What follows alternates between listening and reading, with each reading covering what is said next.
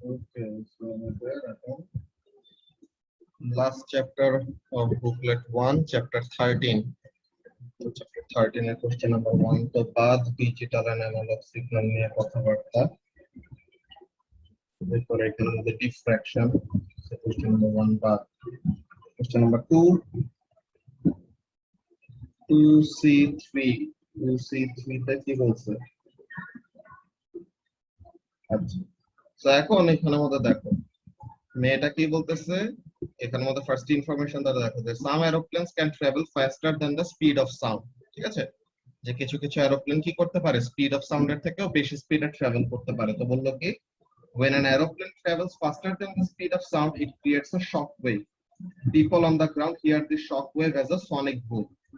তো এখন স্টুডেন্টটা কি বলতেছে, it is easier for an aeroplane to make a sonic boom when it travels higher up. মানে একটা প্লেন যত বেশি হাইটে মুভ করবে তত বেশি সনিক বুম প্রডিউস করার পসিবিলিটি। ঠিক আছে, তো এখন বলতেছে তুমি কি স্টুডেন্টের সাথে এগ্রি করো না কিনা, এগ্রি করলে কেন, এগ্রি না করলেও কেন। তো তাহলে এখানের মধ্যে দেখো তুমি কি দেখছো যে হাইট অ্যাবাভ সি লেভেল, আর এটা কি স্পিড অফ সাউন্ড। এখন দেখো তো হাইট যত বাড়ে, হ্যাঁ রাফিদ, হাইট যত ইনক্রিজ করে তত কি স্পিড অফ সাউন্ড বাড়তেছে নাকি কমতেছে? তাহলে স্পিড অফ সাউন্ড কমে যায়। তো তার মানে বেশি হাইটে সাউন্ডের স্পিড কম। তো তার মানে কি, যেখানে সাউন্ডের স্পিড কম ওখানে the speed of the plane is more likely to be greater than the speed of sound, নাকি? তো তাহলে এখানের মধ্যে কাজটা কি, এখানের মধ্যে আমরা বলবো যে at higher altitudes or at a greater height what will happen, the speed of sound will be lower. তো তাহলে সাউন্ডের স্পিড যদি কম হয় তো তখন কি হবে, the speed of the aeroplane is more likely to be greater than the speed of sound at greater heights. So তাহলে স্টুডেন্টটা কি ঠিক আছে, বুঝতে পারছো?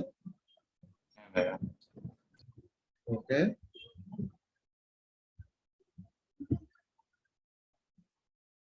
এরপরে কোশ্চেন নাম্বার 3। স্যার 3 আগে করানো হয়েছে।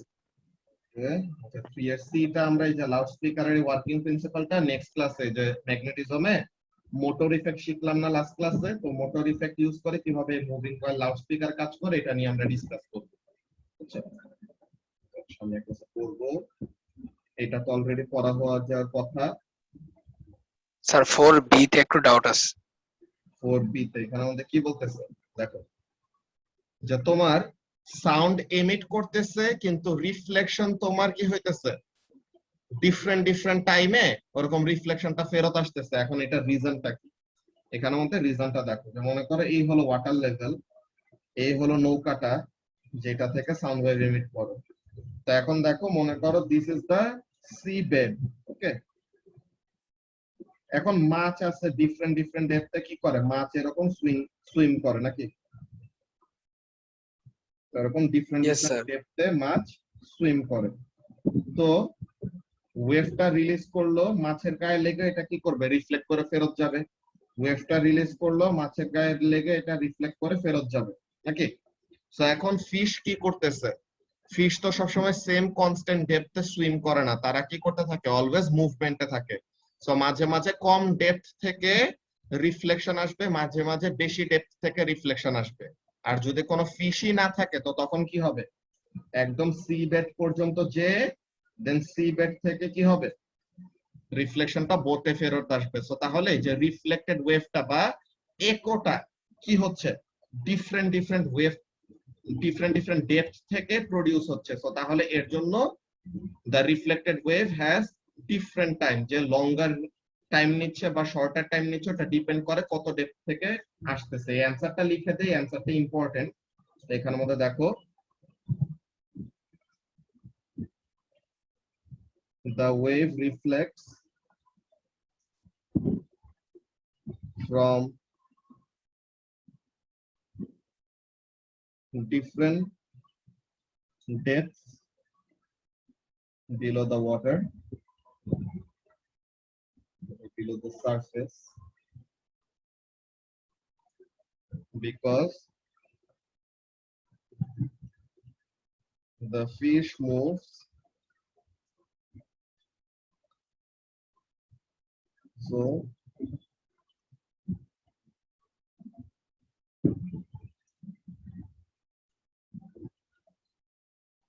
sometimes the reflection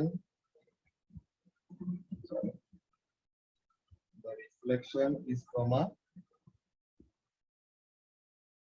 shallow depth and sometimes from a greater depth.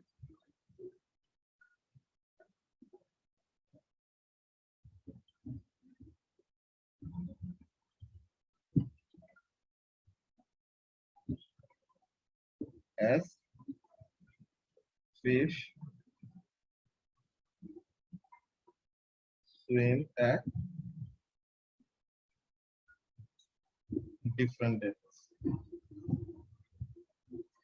আরেকটা লাইন এমনিতে অ্যাড করে দেই যে এটা মার্কস স্কিমের পয়েন্টের মধ্যে একটা পয়েন্ট হিসেবে আছে, বাট যেহেতু 2 মার্ক এতটুকু লিখলে 2 মার্ক পেয়ে যাবা, but just to be safe যে মনে করো অন্য কোনো টাইপের কোশ্চেন যদি আসে সো তাহলে এই পয়েন্টটা রিলেভেন্ট হতে পারে।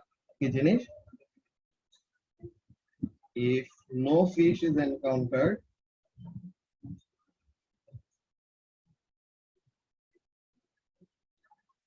then রিফ্লেকশনটা কোথা থেকে আসবে?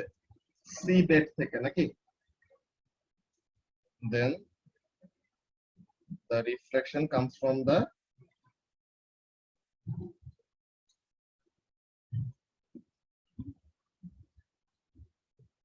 sea bed. ওকে, তাহলে এই জিনিসটা ছিল তোমাদের কোশ্চেন নাম্বার 4।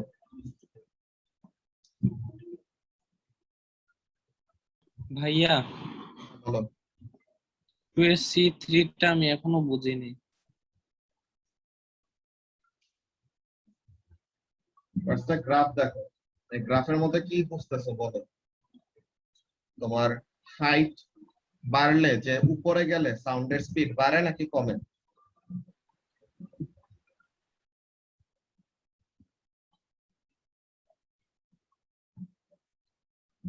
আছে কমে ভাইয়া, কমতেছে।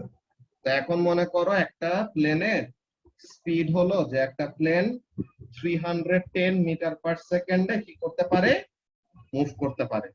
ওকে, তো এখন দেখো যদি সে সি লেভেলে মানে কি জিরো হাইটে মুভ করে, তো জিরো হাইটে সাউন্ডের স্পিড কত? 0 জিরো হাইটে সাউন্ডের স্পিড 0। 290 সরি। কোথায় 290 পাইলা? স্পিড জিরোর সময় এই যে এইটা ব্লু কালার দিয়ে তো মার্কও করে দিলাম, সি লেভেলে আচ্ছা কি at x axis y equal to 0 না? তাহলে y এর ভ্যালু যখন 0 তখন x এর ভ্যালু কত?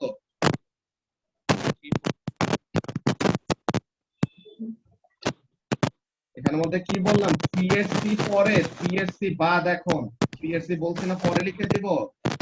এটা তো আমরা ম্যাগনেটিজমে এখনো তো পড়িই নাই।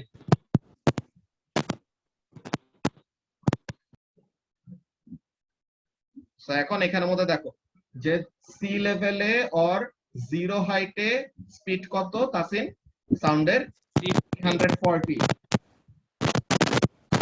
তোমার মাইকটা মিউট করো, এখান থেকে স্ট্যাটিক আসতেছে, তুমি চ্যাটে লিখো। ওকে, তো তাহলে জিরো হাইটে স্পিড হলো সাউন্ডের কত? 340। তো তাহলে সি লেভেলে, হ্যাঁ সি লেভেলে কি প্লেনের স্পিড বেশি নাকি সাউন্ডের স্পিড বেশি?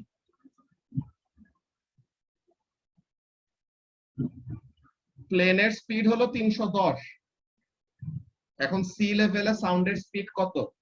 340 না? তো তাহলে সি লেভেলে কার স্পিডটা বেশি?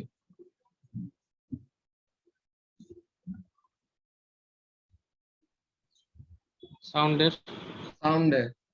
এখন তুমি আরেকটু উপরে উঠলা, যে তুমি 5000 মিটার উপরে গেলা, তো 5000 মিটার হাইটে সাউন্ডের স্পিড কত? 320।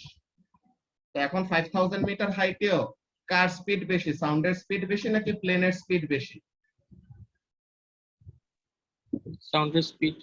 সাউন্ডের স্পিড বেশি। তো তাইলেও তো কি হচ্ছে না? সনিক বুম হচ্ছে না। কিন্তু তুমি 8000 মিটার উপরে উঠলা, 8000 মিটার উপরে সাউন্ডের স্পিডটা কত? 308। তো 8000 মিটারে সাউন্ডের স্পিড হলো 308 আর প্লেনের স্পিড কত? প্লেনের স্পিড তো আর হাইটের উপরে ডিপেন্ড করে না, সে 310 ছিল 310ই আছে।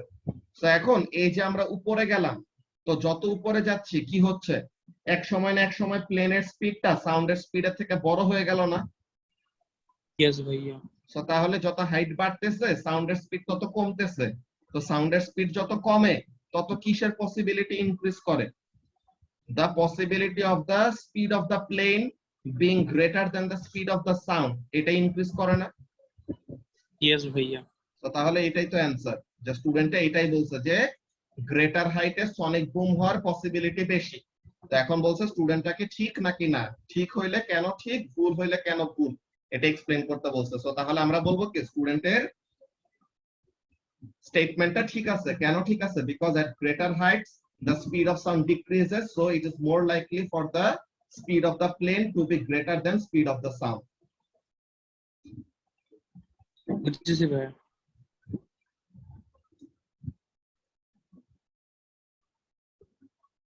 এরপর কোশ্চেন নাম্বার 5 স্যার বলো। স্যার কোন ইনভেস্টিগেশন ইমপ্রুভ করার জন্য কি আমরা এটাও বলতে পারি যে ফ্লোটা গ্রাফ? প্লটা গ্রাফের থেকে তোমার ইনভেস্টিগেশন ইমপ্রুভমেন্টের জন্য আমাদের রিপিট করা লাগে, আর অন্য কোনো টাইপের প্রসিডিওর যদি বলা থাকে তো ওগুলার ইমপ্রুভমেন্ট দেখতে হয়। নরমালি রিপিট এন্ড এভারেজ হলো সবচেয়ে বড় ইমপ্রুভমেন্ট, বুঝছো? ইয়েস স্যার, কিন্তু লাইক ওইসব পয়েন্টস গুলো স্যার ইউজ হয়ে গেছে, আরো একটা পয়েন্ট লাগবে আর কি। কোনটায়? এখন কোশ্চেন নাম্বার কোশ্চেন 5 এ নাম্বার আমরা 7C। আছি। কোশ্চেন নাম্বার 5 এ আছে, ওখানে গেলে পরে তো দেখাবো। কোশ্চেন নাম্বার 5 এ কারো প্রবলেম আছে? 6 এগুলো তো করছি আমরা আগে। এই যে এখানে মধ্যে ডাইরেক্ট মেথডটা যে এক্সপ্লেইন করা লাগে ওইটা। তো কোশ্চেন নাম্বার 7 এর কিসে? সি তে। তো এখন এখানে দেখো, এখানে সে জাস্ট কি করছে, সে জাস্ট দুইটা ডেটা নিছে। তো জাস্ট দুইটা ডেটা নিয়ে কি আমাদের কোনো ফাইনাল কনক্লুশনে আসা যায়? সে জাস্ট মাত্র একটা 2 মিটার লম্বা একটা পাইপ, 1.5 মিটার লম্বা একটা পাইপ, এই দুইটা পাইপ নিয়ে সে ইনভেস্টিগেশনটা করছে। তো তাহলে আমাদের কি করা লাগবে? আরো বেশি সেট অফ রিডিং নেওয়া লাগবে, বুঝতে পারছো? Yes sir. তো তাহলে এখানের মধ্যে কি মোর সেটস অফ রিডিংস, যে ডিফারেন্ট লেন্থ অফ পাইপের জন্য আরো রিডিং নিতে হবে, দেন রিপিট করা লাগবে, এভারেজ করা লাগবে, আর কি আছে এখানের মধ্যে চাইতেছে এটা কি?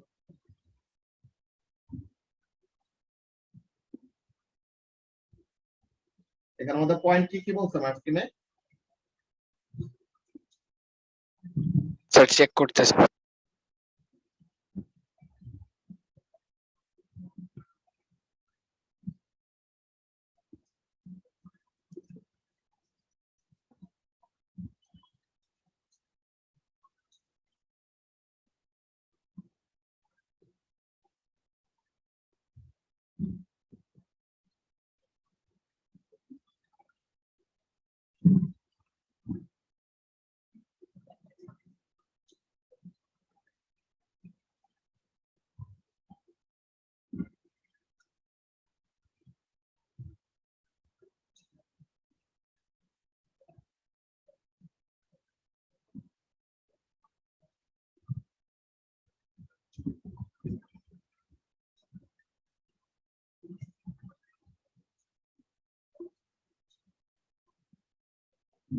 স্যার একটা আছে লাইক কন্ট্রোল আর নেম ভেরিয়েবল। যে এখানের মধ্যে টেম্পারেচার, যে টেম্পারেচারের সাথে তোমার কি হবে? টেম্পারেচারের সাথে তোমার স্পিড অফ সাউন্ডটা চেঞ্জ হয়ে যায় না? তো তাহলে এখানের মধ্যে আমাদের যে কোন একটা ভেরিয়েবলকে কন্ট্রোল রাখা লাগবে। সো তাহলে মনে করো এরকম টেম্পারেচার অফ দা রুম, যে রুমে আমরা এক্সপেরিমেন্ট করতেছি ওটাকে কনস্ট্যান্ট রাখলাম। এরপরে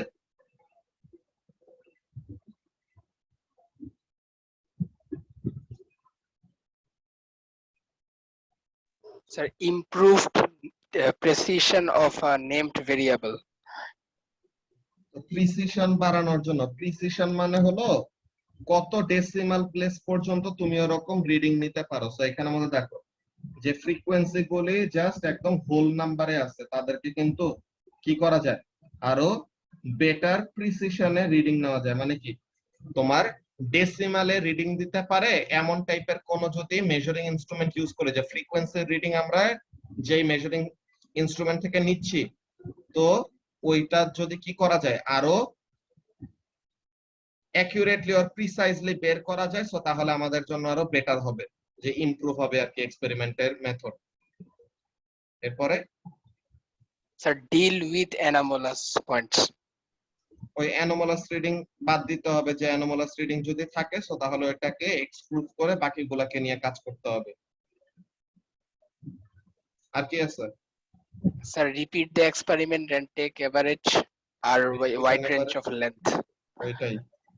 সো তাহলে লেন্থের রেঞ্জ বাড়ানো, যে আরো বেশি লেন্থের জন্য রিডিং নিব ফ্রিকোয়েন্সি, এরপরে টেম্পারেচারকে কনস্ট্যান্ট রাখবো, রিপিট এন্ড এভারেজ করব, দেন মোর প্রিসিশন। তো অনেকগুলো পয়েন্টের মধ্যে যে কোনো তিনটা লিখবো আর কি, বুঝতে পারছো? Yes sir. কোশ্চেন নাম্বার 8, আচ্ছা এটা তো ডিজিটাল অ্যানালগ বা ডিজিটাল অ্যানালগ। ভাইয়া আমাদের কি আর কোনো বুকলেট আছে? হ্যাঁ, সামনের উইকে তোমাদের বুকলেট 2 আসবে, চ্যাপ্টার 14 থেকে চ্যাপ্টার 28।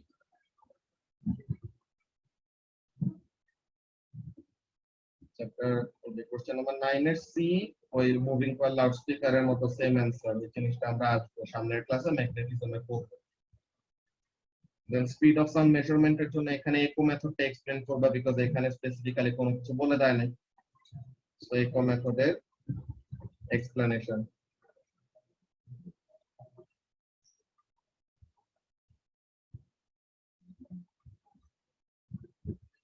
কোশ্চেন নাম্বার 10 নিয়ে কারো কোনো কনফিউশন আছে?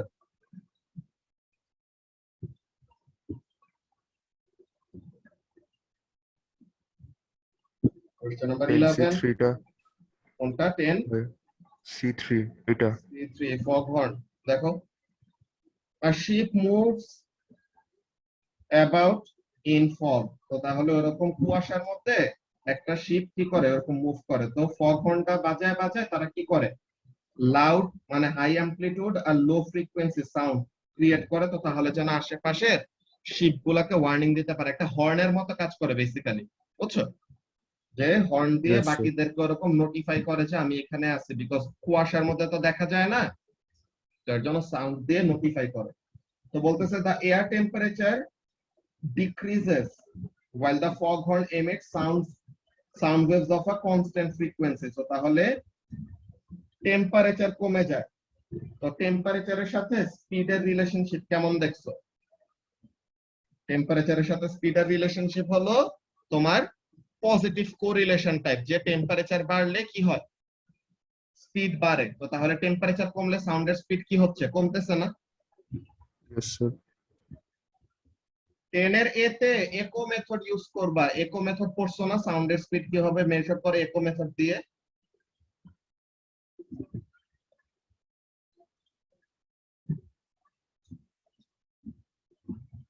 সো ইকো মেথডের এক্সপ্লেনেশন দিবা এখানে।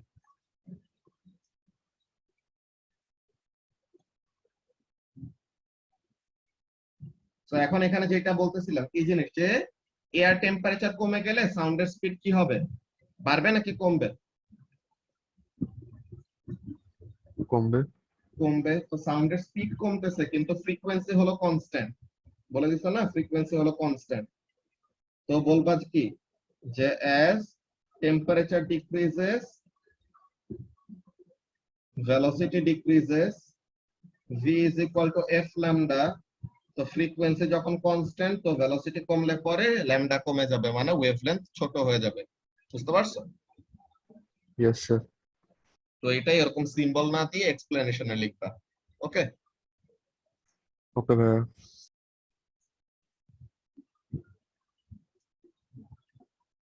দেন এখানের মধ্যে আবার same echo method.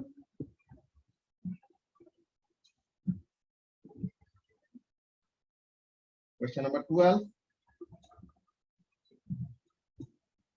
Sir 12B2। suggest why the speed of sound in liquids is greater than the speed of sound in gases. যে ওখানের মধ্যে গ্যাসে পার্টিকেল গুলি কি করে, দূরে দূরে থাকে না? Yes sir. সো গ্যাসে পার্টিকেল গুলি যেহেতু দূরে দূরে থাকতেছে, তাহলে ওখানের মধ্যে কি, যে সাউন্ড ওয়েভ যেহেতু একটা লংগিটিউডিনাল ওয়েভ, সো তাহলে একটা পার্টিকেল থেকে আরেকটা পার্টিকেলকে যে এনার্জিটা ট্রান্সফার করবে, পার্টিকেল গুলি দূরে দূরে থাকলে তাড়াতাড়ি ট্রান্সফার করতে পারে, নাকি পার্টিকেল গুলি কাছাকাছি থাকলে তাড়াতাড়ি ট্রান্সফার করতে পারে? কাছে থাকলে তাড়াতাড়ি করতে পারে। তো তাহলে এখানের জন্য অ্যানসারে কি লেখা দেখো, 12B2 তে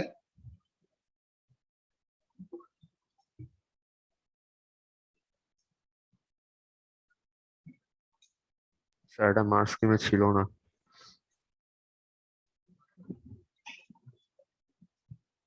কি কোশ্চেন নাম্বার 12 টা মার্কস কি নাই? আচ্ছা আপডেটেড ওটা মে 19 এ। মে 19 এর তো তোমাদের মার্কস কি আমি তো ডাউনলোড করতে পারি, সমস্যা নেই।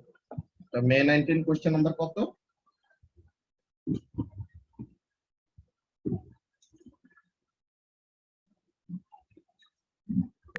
কোশ্চেন 2 পেপার 2 এর।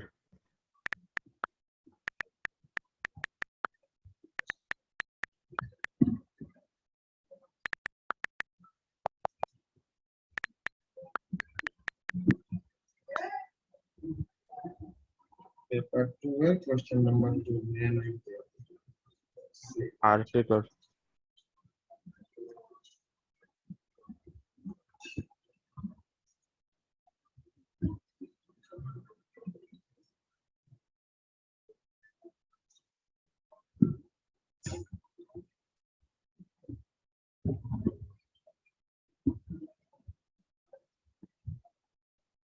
আর পেপার 2 এর আর পেপার কোশ্চেন নাম্বার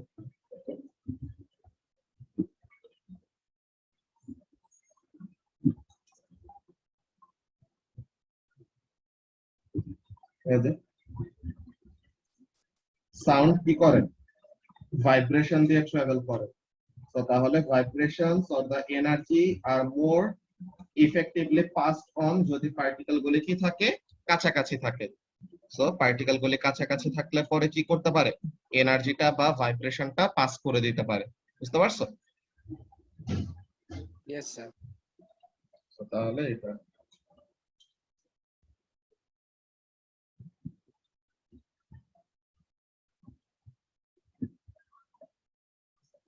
এরপর কোশ্চেন নাম্বার 12 নিয়ে আর কোনো কনফিউশন আছে? আর স্যার লাস্টেরটা একবারে। এটা two students use this method to investigate sound from a moving source. Student A connects a piece of string to the buzzer. She spins round so that the buzzer moves in a horizontal circular path. এখন দেখো কি হয়, she spins round at a slow speed, she spins round at a high speed. তো দুইবার দুই স্পিডে সে কি করে, বাজারটাকে ঘুরায়। তো এখন বলতেছে student B stand several metres away from student A. তো তাহলে স্টুডেন্ট বি স্টুডেন্ট এ থেকে একটা সার্টেন ডিসটেন্স দূরে আছে। তো এখন বলতেছে the sound heard by student A is different to the sound heard by student B. তো এখন বলতেছে discuss the differences in the sound heard by student A and student B. এখন দেখো স্টুডেন্ট এ এর হাতে বাজার, তো এখন বাজারটা কেমন পাথে করতেছে, সার্কুলার পাথে। এন্ড এই সার্কেলের সেন্টারে কে আছে, সার্কেলের সেন্টারে স্টুডেন্ট এটা আছে নাকি? Yes sir. যে নাকি সার্কেলের সেন্টারে থাকে তার থেকে অলওয়েজ সার্কেলের সার্কামফারেন্সটা সেম ডিসটেন্স দূরে না? Yes sir. সেন্টার থেকে, সার্কেলের সেন্টার থেকে সার্কামফারেন্স যেখানে যাও, যে বাজারটা এখানে থাকুক, বাজারটা পিছে থাকুক, বাজারটা এই সাইডে থাকুক, বাজারটা ওই সাইডে থাকুক, যেখানেই থাকুক, the buzzer is always equal distance away from student A. এটা নিয়ে কি কারো কোনো কনফিউশন আছে? কি বললাম?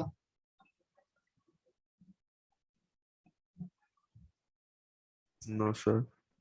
ওকে, সো তাহলে স্টুডেন্ট এ থেকে বাজার অলওয়েজ সেম ডিসটেন্স দূরে। সো তাহলে স্টুডেন্ট এ অলওয়েজ কি করবে, বাজারটা স্টুডেন্ট এর কাছেও আসতেছে না, দূরেও যাচ্ছে না। দা বাজার is always same distance away from student A. So তাহলে স্টুডেন্ট এ কি হবে, কনস্ট্যান্ট একটা ফ্রিকোয়েন্সি এন্ড কনস্ট্যান্ট একটা লাউডনেস এর সাউন্ড শুনতে পাবে না?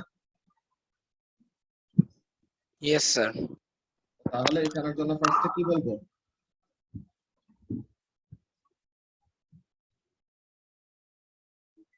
the frequency and amplitude or the pitch and loudness of the sound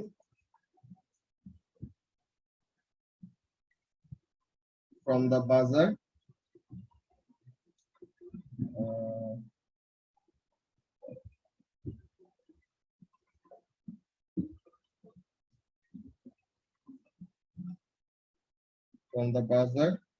is fixed or constant. তোমরা এরকম স্ল্যাশ দিবা না, তোমরা যে কোনো একটা ওয়ার্ড ইউজ করবে, তোমাদেরকে চয়েস অফ ওয়ার্ড দিলাম, যে কোনো দুইটার মধ্যে একটা যেটা পছন্দ হয় ওটা চুজ করবা। is fixed or constant for student A as the distance of the buzzer from student A is fixed or constant. কিন্তু স্টুডেন্ট বি এর জন্য দেখো তো কি হয়, আর এটা তাড়াতাড়ি ঘুরাক আর আস্তে আস্তে ঘুরাক তাইলে পরেও যায় আসে না, তাই না? যে তাড়াতাড়ি ঘুরাক আর আস্তে আস্তে ঘুরাক, the distance of the buzzer from student A is always what, fixed, নাকি? because Yes, sir. student A টা ওই সার্কেলের একদম সেন্টারে আছে। this is true for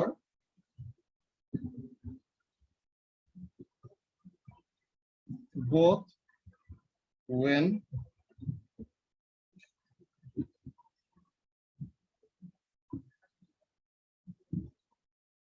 the buzzer is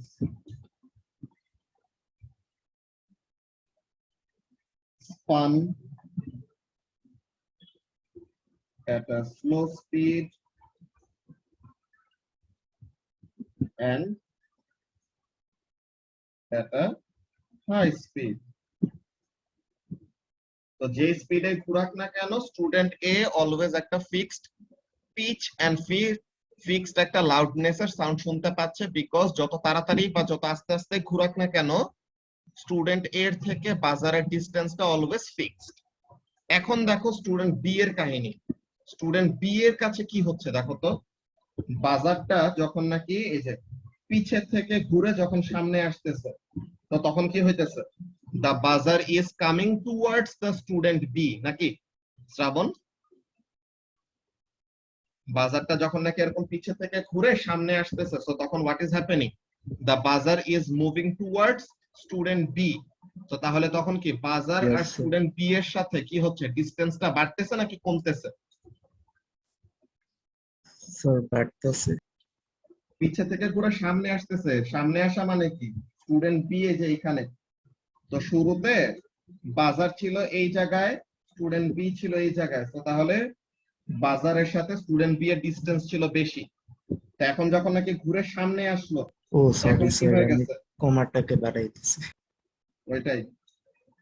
তো তাহলে এখানের মধ্যে কি হচ্ছে, মাঝে মাঝে বাজারটা স্টুডেন্ট বি এর কাছে আসতেছে, এন্ড মাঝে মাঝে কি হবে ফাহিম দেখো তো, বাজার আবার ঘুরে পিছে চলে যাবে না?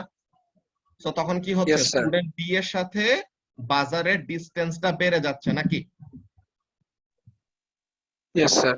আচ্ছা, তো এখন একটা নরমাল ব্যাপার চিন্তা করো, যে একটা সাউন্ডের সোর্স, ঠিক আছে, একটা সাউন্ডের সোর্স যে একটা স্পিকার, যার সাথে তোমার কি ডিসটেন্সটা বাড়তেছে কমতেছে, তুমি স্পিকারের কাছে আসলে বেশি অ্যামপ্লিটিউডের বা বেশি লাউডনেসের সাউন্ড শুনতে পাবা, নাকি স্পিকারটা তোমার কাছ থেকে দূরে চলে গেলে বেশি লাউডনেসের সাউন্ড শুনতে পাবা?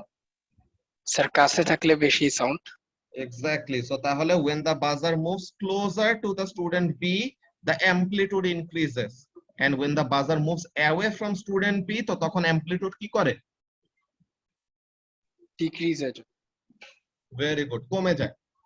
এখন হোয়াট অ্যাবাউট দ্য ফ্রিকোয়েন্সি? মনে আছে আমরা ডপলার ইফেক্ট পড়ছিলাম যে when there is a relative movement between the source and the observer so তখন কি হবে?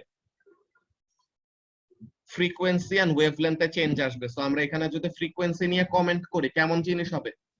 বাজার যখন কাছে আসে তখন কি হবে? ফ্রিকোয়েন্সি বেড়ে যাবে না?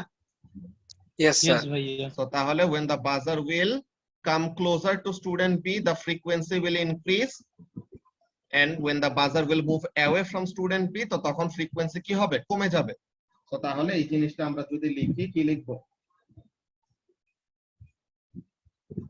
But for student B, sorry, for student B, as the buzzer move closer to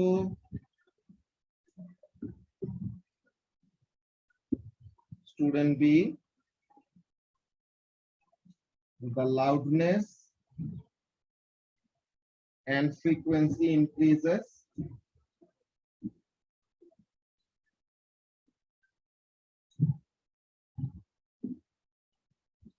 and when it moves away from student B তো তখন কি হবে?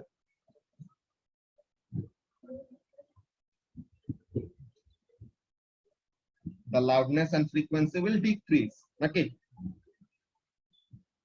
Yes sir. The loudness and frequency decreases. এখন দেখো যে ব্যাপারটা আস্তে আস্তে যদি ঘুরায় সো তাহলে কি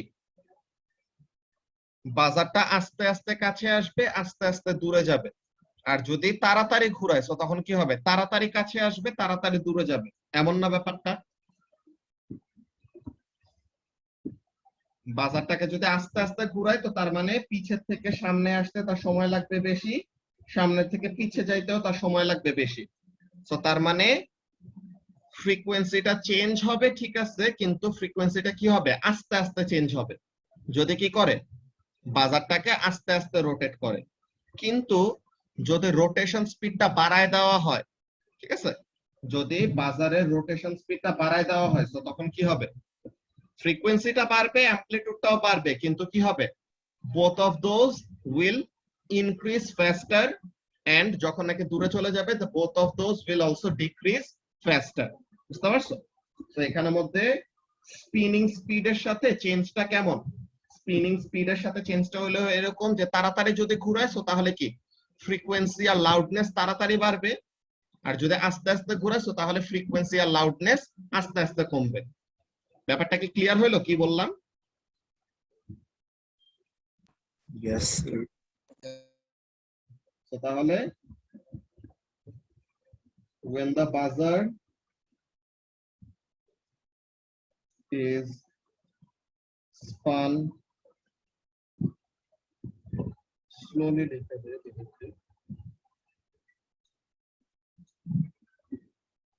the loudness and frequency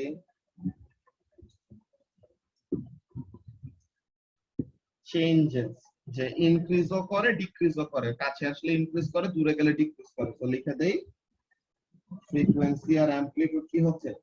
change হচ্ছে স্লোলি। আর যদি তাড়াতাড়ি ঘোরায় and when spun quickly তো তখন কি হবে? The loudness and frequency changes quickly. এখানের মধ্যে আমরা অনেকগুলো পয়েন্ট কভার করছি, আমাদের মার্ক ছিল 5 মার্ক।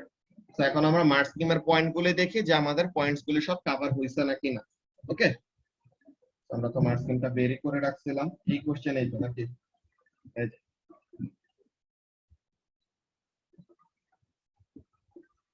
আচ্ছা, এখানের মধ্যে একটা পয়েন্ট আমাদের মিস গেছে, বাট বাকিগুলো আমাদের কোনো সমস্যা হবে না। প্রথম পয়েন্টটা আমাদের যে স্টুডেন্ট এ কি হবে, বেশি লাউডনেস এর সাউন্ড শুনবে। কেন?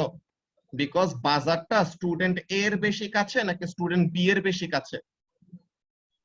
এ। স্টুডেন্ট এর বেশি কাছে, সো এর জন্য এটা হলো মার্কিং পয়েন্ট 1। ওই পয়েন্টটা আমরা লিখি নাই, কিন্তু পরেরটায় দেখো sound heard by student A is constant pitch, এটা তো আমরা লিখছি, তো 1 mark. No change in sound heard by student A when the speed of rotation is varied, তো তার মানে কি তাড়াতাড়ি ঘুরাই আর আস্তে আস্তে ঘুরাই আমাদের কি থাকবে, লাউডনেস আর ফ্রিকোয়েন্সি সেম থাকবে, এটাও বলছি। সো তাহলে দুইটা পয়েন্ট মিলে গেল, MP2 আর MP3 মিলছে। এখন দেখো MP4 কি হচ্ছে, sound heard by student B varies in pitch, মানে কি ফ্রিকোয়েন্সি চেঞ্জ হয়, এটাও বলছি। Then MP5 sound heard by student B is high pitch, কখন? when the buzzer is moving towards them and low pitch when moving away from them, তো এটাও লিখছি, তো MP5 ও হইলো। এরপরে change of pitch for sound B, এটা কি হবে, বেশি হবে যদি স্পিডটা বেশি হয়, তাই না? অর MP7 এর মধ্যে কি বলছে, sound varies in loudness for student B, যে স্টুডেন্ট বি এর জন্য লাউডনেসটা কি করে, ভ্যারি করে। সো আমাদের MP2, MP3, MP4, MP5 আর MP7, তো এই 5টা পয়েন্ট মিলছে। আমি বাকি দুইটা পয়েন্টও তোমাদের অ্যানসারের মধ্যে লিখে দেই, তোমরা একটা স্ক্রিনশট তুলে রাখো। তাহলে এখানের মধ্যে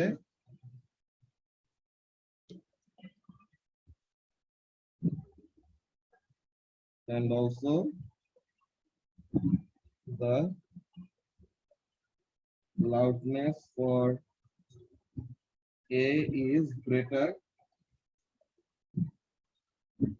than B, তো এটা ছিল মার্কিং পয়েন্ট 1টা। আর আরেকটা কি,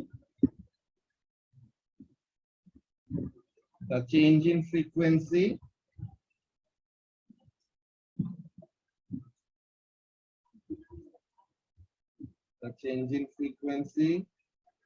for B is greater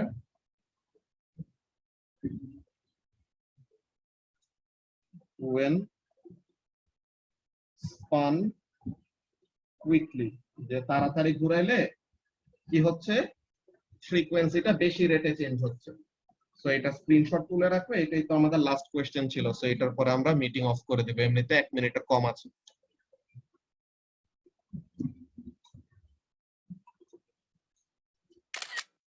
ওকে, আমি গ্রুপে দিয়ে দিতেছি। সো এই মিটিং এই পর্যন্তই, আল্লাহ হাফেজ।